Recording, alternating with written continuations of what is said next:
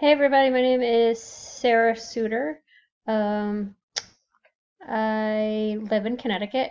This coming school year in the fall will be my 22nd year of teaching elementary physical education. Um, I am in the process of completing my second master's in library media administration. Not sure if I will end up using it or not. Connecticut is a little different than Kansas state requirements for it. Um, but I've been having a good time learning about library media stuff so far. I have two classes this summer, and I'm taking two classes in the fall, and then in the spring, hope to get my practicum done and graduate.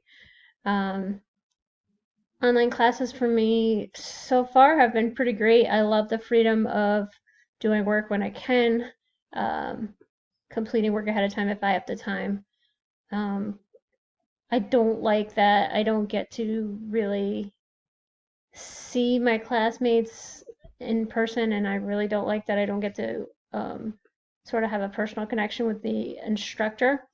So that's difficult, but I've liked it so far. I literally have basically no experience with cataloging, so this class will, I'm sure, be a lot of learning for me. Um, I look forward to meeting you all. Thanks for watching.